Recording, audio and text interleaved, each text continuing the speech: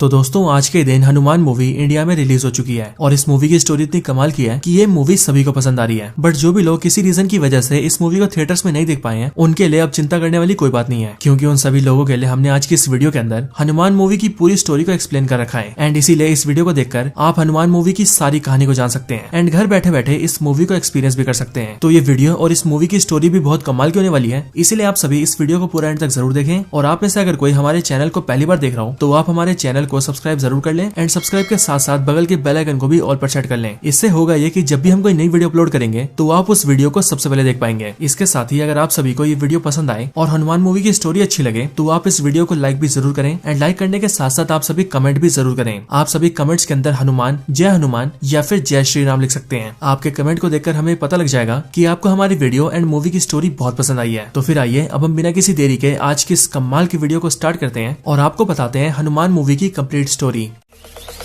Zombie apocalypse.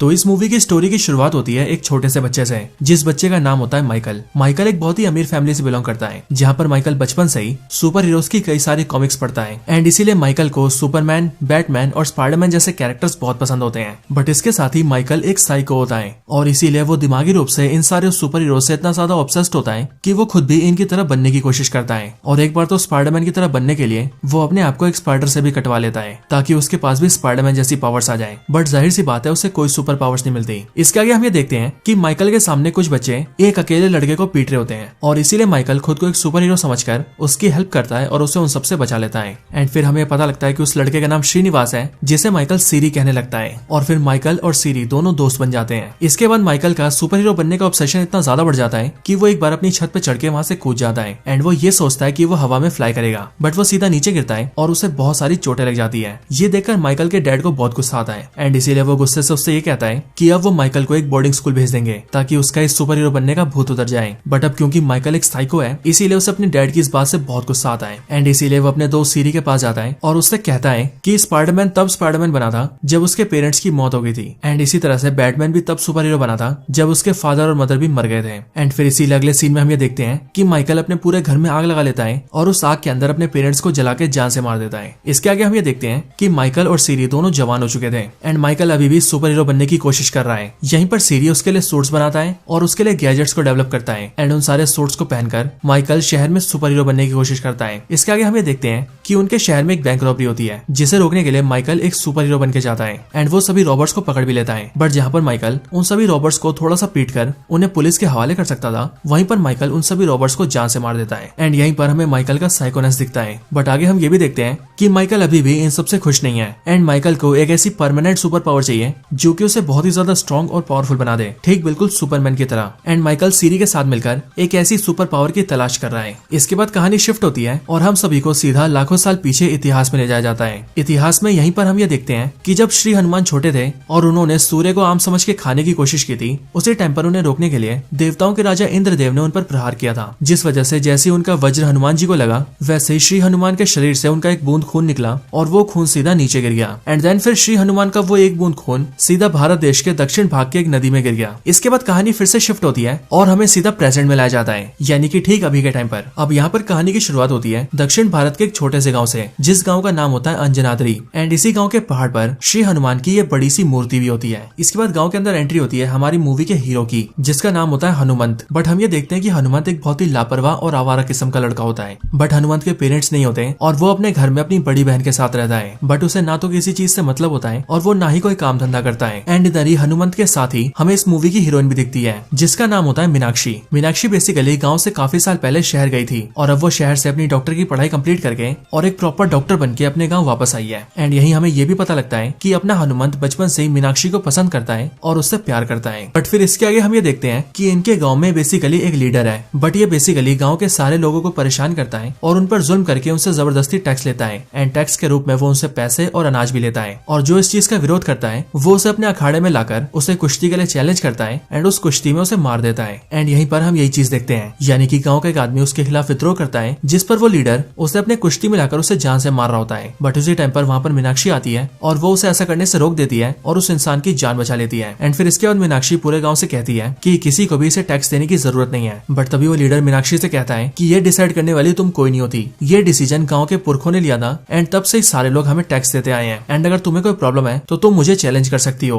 और मुझे हराकर तुम लीडर बन सकती हो। बट फिर मीनाक्षी पूरे गांव से कहती है कि असल में गांव में लीडर सिस्टम इसीलिए लाया गया था क्योंकि पहले के टाइम पर गांव में डाकुओं का हमला होता था और ये लीडर गांव को डाकुओं के हमले से बचाते थे, जिसके बदले में गांव वाले उन्हें टैक्स देते थे। बट अब जब ऐसा कुछ भी नहीं होता और गाँव पर कोई भी डाकुओं का हमला नहीं होता तो इसीलिए किसी को भी इन्हें टैक्स देने की जरूरत नहीं है। और फिर इसके बाद मीनाक्षी सारे गाँव वालों को वहाँ से भेज देती है। बट ये चीज उस लीडर को बहुत बुरी लगती है एंड इसीलिए वो ये डिसाइड करता है कि वो मीनाक्षी को जान से मार देगा एंड गांव वालों के ऊपर बेसिकली एक छोटा सा डाकू अटैक कराएगा ताकि गांव वाले उससे डर के उसे टैक्स देते रहे। फिर इसके आगे हम ये देखते हैं कि मीनाक्षी एक बस के अंदर ट्रेवल कर रही होती है एंड अपना हनुमंत मीनाक्षी से मिलने के लिए उस बस के पीछे जा रहा होता है। बट तभी वो बस जैसे एक जंगल के पास आती है वैसे ही लीडर के भेजे हुए कुछ गुंडे यानी कि वो फेक डाकू बस पर अटैक करके गांव वालों को मारने लगते हैं एंड यहीं पर ही मीनाक्षी की जान भी खतरे में होती है। बट तभी हनुमंत जो कि उस बस से थोड़ा पास ही होता है, उसके पास एक आदमी आता है और वो अपने आप को एक टाइगर बना लेता है एंड फिर वो हनुमंत को डराकर किसी तरह से उसे बस के पास ले जाता है ताकि हनुमंत मीनाक्षी को बचा सके। यहाँ पर आते हनुमंत मीनाक्षी को देखता है जो कि खतरे में होती है एंड इसीलिए हनुमंत अपनी गुलेल निकालता है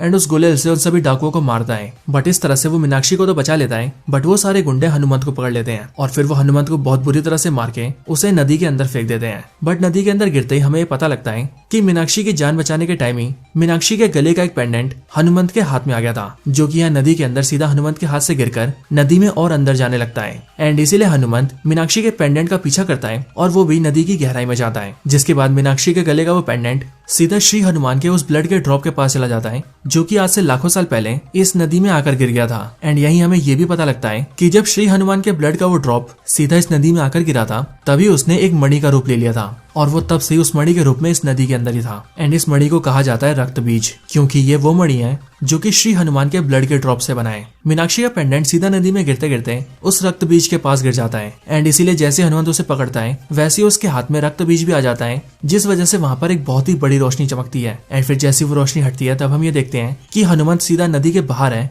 और वो वहाँ पर बेहोश पड़ा है, बट उसके हाथों में मीनाक्षी के पेंडेंट के साथ साथ वो रक्त बीज भी है यानी कि मणि। इसके बाद एक गांव के कुछ लोग हनुमंत को वहाँ पर बेहोश देख लेते हैं एंड इसीलिए वो उसे सीधा उसके घर ले जाते हैं और उसे उसकी बहन को सौंप देते हैं, जहाँ पर उसकी बहन हनुमंत का इलाज करवाती है और उसकी मरहम पट्टी करती है। यहीं पर हमें ये पता लगता है कि हनुमंत बहुत बुरी तरह से जख्मी है और उसके शरीर की कुछ हड्डियां भी टूट चुकी हैं एंड इसीलिए उसे ठीक होने में कम से कम 1-2 महीने लगेंगे। बट इसके बाद ही हम ये देखते हैं कि हनुमंत के हाथ में जो मणि होती है उस पर जैसे सूरज की रोशनी पड़ती है वैसे ही वो मणि चमकने लगती है एंड उसी से हनुमंत के शरीर में भी एक पावर आ जाती है, जिस पावर के आते ही हम ये देखते हैं कि हनुमंत के शरीर पर जितनी भी इंजरीज होती है वो देखते ही देखते पलक झपकते ही ठीक हो जाती है एंड हनुमंत की टूटी हुई हड्डियां भी ठीक हो जाती है, जिस वजह से हनुमंत अपनी आंखें खोलता है और अपने आप को बिल्कुल ठीक हालत में देखकर शॉक हो जाता है। इसके साथ ही हम ये देखते हैं कि हनुमंत की फिजिकल एबिलिटीज भी बहुत एनहांस हो गई थी, जैसे कि स्ट्रेंथ और ड्यूरेबिलिटी, क्योंकि हनुमंत जैसे ही धीरे से एक दीवार पर हल्का सा टच करता है वैसे वो पूरी दीवार ही टूट जाती है और जब वो गेट खोलने जाता है तो गेट टूटकर उसके हाथों में आ जाता है। और यहाँ पर हमें पता लगता है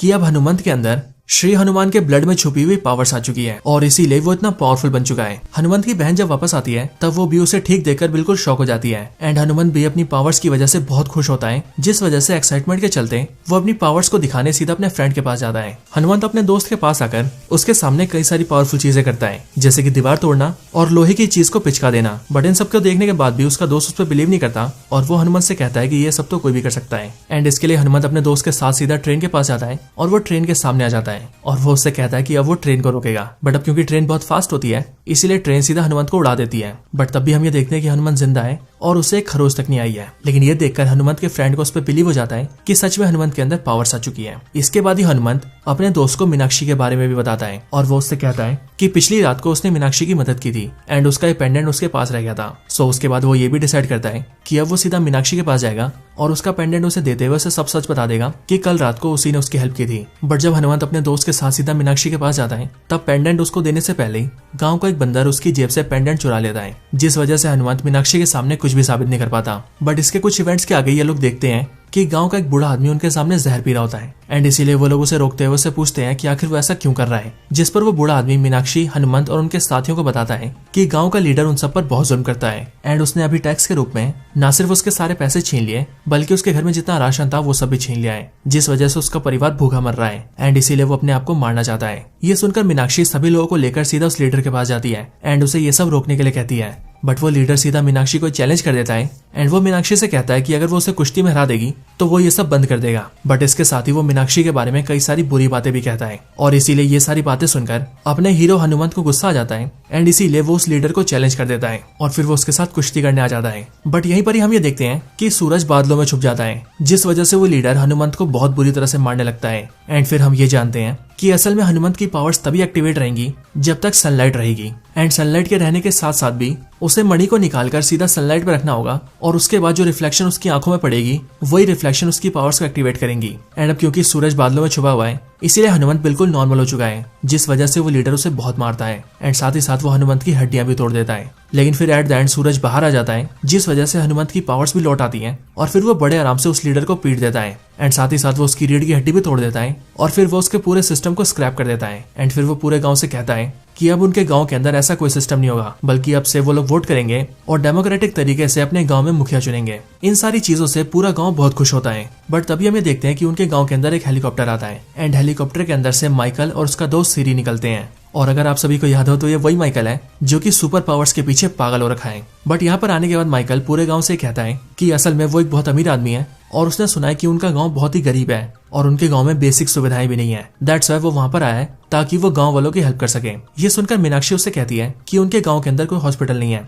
सो अगर वो हेल्प करना चाहता है तो वो गांव में हॉस्पिटल बनवा सकता है। जो सुनकर माइकल उसकी बात के लिए राजी हो जाता है एंड वो गांव वालों से कहता है कि वो गांव के अंदर एक बड़ा सा हॉस्पिटल बनाएगा। बट फिर इसके बाद ही हमें बैक स्टोरी में दिखाया जाता है माइकल के यहाँ पर आने का असली रीजन। अब आपको याद हो तो मैंने वीडियो में पहले बताया था कि हनुमंत अपने दोस्त को अपनी पावर शो करने के लिए एक ट्रेन के सामने आकर उससे टकरा जाता है। सो असल में जब ऐसा हुआ था तो वहीं पर पास खड़े एक आदमी ने हनुमंत की वीडियो बना ली थी और उसे इंटरनेट पे अपलोड कर दिया था और फिर इसीलिए जैसे ही माइकल ने वो वीडियो देखी तब उसे देखते वो ये समझ गया कि हनुमंत एक बहुत ही पावरफुल आदमी है, क्योंकि जिसे ट्रेन के टकराने के बाद भी खरोच तक ना आए वो कोई नॉर्मल आदमी हो ही नहीं सकता। एंड दैट्स व्हाई वो यहाँ पर आया है ताकि वो हनुमंत के जरिए उस पावर को हासिल कर सके। इसके बाद कहानी फिर से प्रेजेंट में आती है जहाँ पर माइकल हनुमंत से हाथ मिलाता है और वो अपने हाथ में लगे एक टैग के जरिए हनुमंत के हाथ से ब्लड का एक ड्रॉप निकाल लेता है एंड देन फिर वो उसके ऊपर एक्सपेरिमेंट करता है और फिर उसके बारे में जानने की कोशिश करता है। बट माइकल को ये पता लगता है कि हनुमंत के ब्लड में कुछ भी खास नहीं है, वो एक नॉर्मल ह्यूमन का ब्लड है एंड उसकी बॉडी में कोई भी सुपर पावर्स नहीं है। बट फिर इसके बाद ही माइकल इस बात के लिए श्योर हो जाता है कि हनुमंत की बॉडी में तो कोई पावर नहीं है, लेकिन हो ना हो हनुमंत के पास कोई ऐसी चीज है जो कि उसे समय आने पर पावर्स देती है। एंड फिर इसी बारे में पता लगाने के लिए माइकल हनुमंत को किडनैप करवाता है और अपने आदमियों के जरिए उससे इंटेरोगेशन करता है एंड खुद दूर रहकर एक कैमरे के जरिए सब कुछ देख रहा होता है। बट इस इंटेरोगेशन के अंदर किसी तरह से माइकल मणि से पावर्स को एक्टिवेट करके उन सभी गुंडों को पीटकर वहां से निकल जाता है। लेकिन माइकल कैमरे के अंदर ये देख लेता है कि हनुमंत के पास एक मणि है, जिस मणि को सनलाइट में लाने पर हनुमंत को उससे पावर्स मिलती है। इसके बाद माइकल सीरी से मिलता है जहाँ पर हम ये देखते हैं कि उसने सीरी के जरिए अपने लिए एक बहुत ही पावरफुल सूट बना रखा है, एक ऐसा सूट जो कि उसे बहुत ही पावरफुल बना देगा। बट यहीं पर वो सीरी से कहता है कि अब उसे पता लग चुका है कि हनुमंत को उसकी पावर्स कहाँ से मिलती है एंड अब इसीलिए वो हनुमंत के साथ साथ इस पूरे गांव को मारकर डिस्ट्रॉय कर देगा और उस पावर सोर्स को हासिल कर लेगा एंड उसके बाद उस पावर्स को पाकर वो पूरी दुनिया पर राज करेगा। बट ये सुनते ही सीरी ये समझ जाता है कि माइकल एक बहुत ही बुरा इंसान है और असल में वो एक विलन है जो कि हर तरफ मारकाट करना चाहता है। एंड दैट्स व्हाई सीरी ये फैसला करता है कि वो माइकल का साथ नहीं देगा। लेकिन जैसे ही वो माइकल के खिलाफ विद्रोह करता है वैसे ही वो सीरी को एक रूम में बंद करके उसके अंदर आग लगा देता है और सीरी को उसके अंदर मरने के लिए छोड़ देता है। इधर दूसरी तरफ गाँव के अंदर हम ये देखते हैं कि हनुमंत की बहन की शादी फिक्स हो चुकी है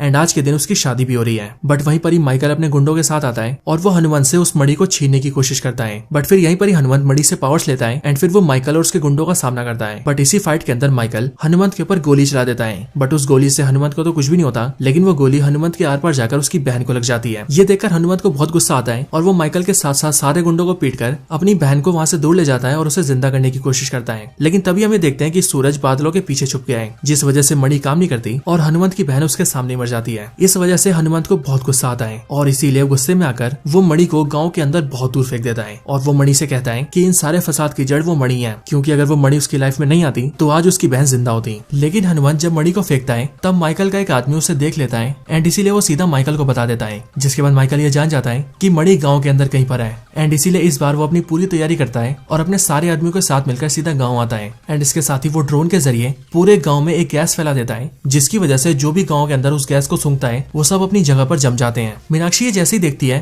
वैसी मीनाक्षी अपनी सांसों को रोककर सीधा भागते हुए हनुमंत के पास जाती है और वो हनुमंत से कहती है कि उसे गांव को बचाना होगा वरना माइकल पूरे गांव को मार देगा। बट यहीं पर हम ये देखते हैं कि अपने बहन के मरने की वजह से हनुमंत अब पूरी तरह से होपलेस हो चुका था एंड इसीलिए वो मीनाक्षी से कहता है कि मैं तो अपनी बहन को भी नहीं बचा पाया तो मैं इस पूरे गांव को कैसे बचाऊंगा, मैं कुछ नहीं कर सकता। बट इसके बाद ही हम ये देखते हैं कि वहाँ हनुमंत के पास वही इंसान या फिर यूं कहे वही बाबा आता है जिसने टाइगर का रूप लेके हनुमंत की हेल्प की थी और उसे मीनाक्षी के पास भेजा था। एंड यहाँ पर आकर वो हनुमंत को बताता है कि असल में वो विभीषण है, यानी कि रावण का भाई। एंड इसके साथ ही वो हनुमंत से कहता है कि असल में उसे प्रकृति ने चुना है, जिस वजह से सिर्फ उसे वो पावर्स मिली ताकि वो अपने गांव और दुनिया की भलाई कर सके। लेकिन उसने क्या किया, उसने उस मणि को ही फेंक दिया। इसके आगे श्री विभीषण हनुमंत को और भी समझाते हैं और वो उसे बताते हैं कि उस मणि के अंदर श्री हनुमान के ब्लड का ड्रॉप है जो सिर्फ हनुमंत के पास ही होना चाहिए, बट अभी उसने उसे गांव में फेंक दिया है और अगर माइकल को वो मणि मिल गई तो वो इस पूरे गांव को तबाह कर देगा। सो इसीलिए हनुमंत को जाकर उसे रोकना होगा। इसके बाद हनुमंत सीधा माइकल के पास आकर उसे रोकने आता है, लेकिन माइकल के आदमी हनुमंत पर भारी पड़ते हैं। बट तभी हम ये देखते हैं कि वहाँ पर हनुमंत की हेल्प के लिए सीरी और गांव का वो लीडर आ जाता है। एंड फिर यहीं पर बैक स्टोरी में हमें पता लगता है कि आखिरकार ये दोनों उसका साथ क्यों देने आ रहे हैं। बैक स्टोरी में हम ये देखते हैं कि जब माइकल ने सीरी के रूम में आग लगा के उसे मरने के लिए छोड़ दिया था तब उस टाइम पर हनुमंत वहाँ पर था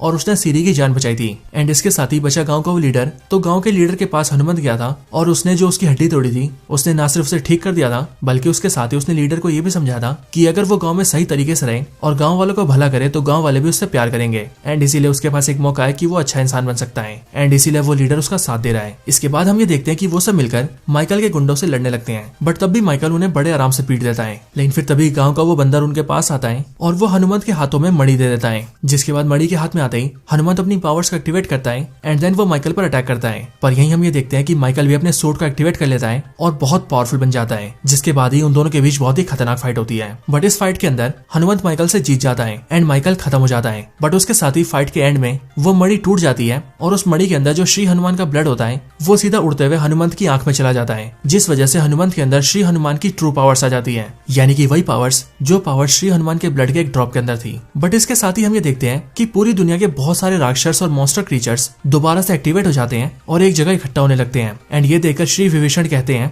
कि उस मणि के टूटने की वजह से पूरी दुनिया के सारे राक्षस एक्टिवेट हो चुके हैं एंड अब इसीलिए उन्हें रोकने के लिए श्री हनुमान को खुद ही आना पड़ेगा, क्योंकि श्री हनुमान ने श्री राम से ये वादा किया था कि वो दुनिया को इन सभी खतरों से बचाएंगे। एंड देन फिर इसके अगले पल में हम ये देखते हैं कि कैलाश पर्वत के बहुत अंदर हमें श्री हनुमान दिखाए जाते हैं जो कि एक बर्फ के अंदर तपस्या कर रहे होते हैं। बट अगले पल वो बर्फ टूटती है और श्री हनुमान वहां से बाहर निकल जाते हैं एंड देन वो पूरी तेजी से फ्लाई करके सीधा हनुमंत के पास आते हैं, जिसके बाद जैसे ही वो हनुमंत के सामने आते हैं वैसे ही हनुमंत बेश्री हनुमान को सामने देखकर शौक रह जाता है। बट इसी पॉइंट ऑफ टाइम पर ये मूवी एंड हो जाती है और हमें बताया जाता है कि इसके आगे की स्टोरी हमें इसके अगले पार्ट में पता लगेगी, जिस मूवी का नाम होगा जय हनुमान, और वो मूवी रिलीज होगी अगले साल यानी कि साल 2025 के अंदर। जिसका मतलब ठीक सलार मूवी की तरह ही ये हनुमान मूवी भी असल में एक सेटअप ही है जो कि आगे आने वाले सिनेमैटिक यूनिवर्स को बिल्डअप कर रही है। सो इसीलिए आप सब भी तैयार हो जाइए इसके आगे की कहानी को जय हनुमान मूवी के अंदर देखने के लिए। लेकिन तब तक के लिए इस मूवी की स्टोरी यहीं पर एंड होती है। तो दोस्तों यही थी वीडियो हनुमान मूवी की स्टोरी के ऊपर। आप सभी को हमारी वीडियो और इस मूवी की स्टोरी कैसी लगी मुझे कमेंट्स के अंदर जरूर बताएं। एंड अगर आप सभी को वीडियो और मूवी की स्टोरी पसंद आई हो तो आप सभी वीडियो को लाइक जरूर करें एंड कमेंट्स के अंदर हनुमान